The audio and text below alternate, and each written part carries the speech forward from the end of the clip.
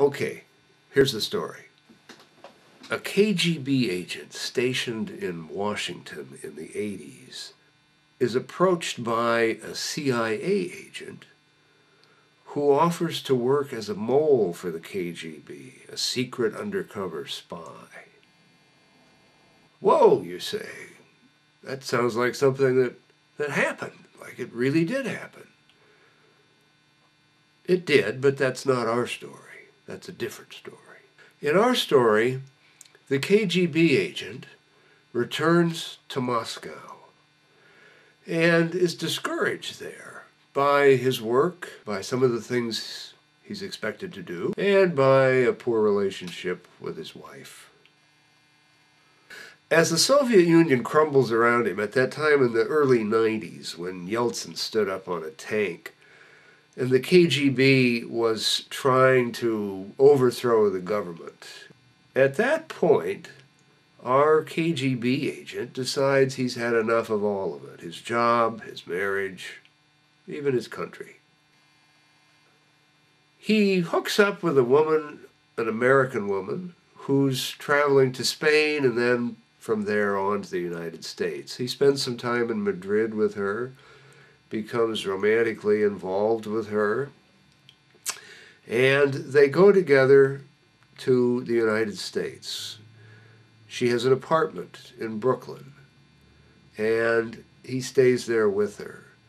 But being in a country where he's in a different culture, he doesn't really know anybody, he doesn't have a job, and he's trying to hide from his former bosses in the KGB, he's looking for some resources to help support himself and to get on with his life.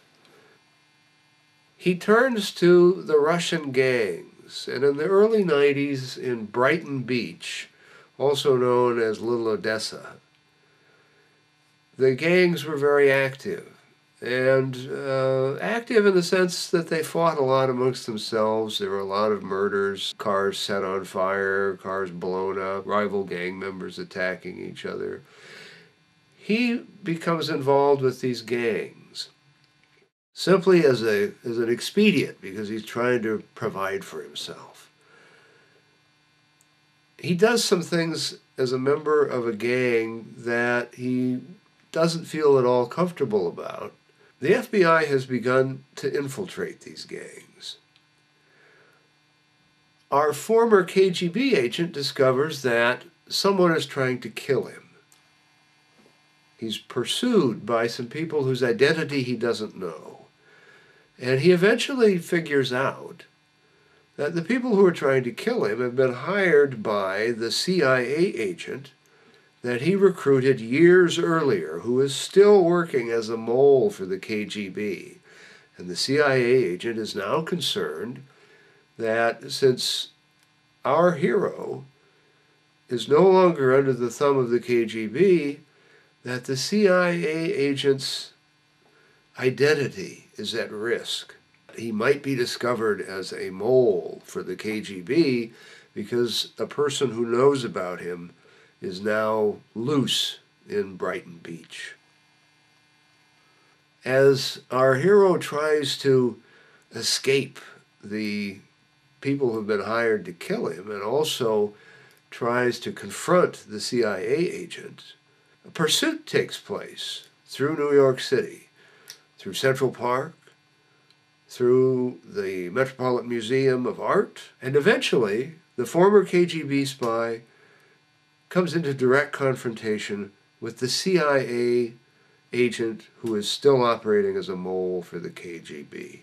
Well, at that point, I'm afraid I can't tell you any more because I don't want to spoil the story for you. But you can find out the conclusion of this story on your own. To do that, all you have to do is go to Amazon.com, www.amazon.com, and put in the search terms Jim Wygant, W-Y-G-A-N-T, first name Jim Wygant. What will pop up are some books that Jim Wygant has written, and One of those books is called The Spy's Demise. And that particular book is the story that I have just related to you.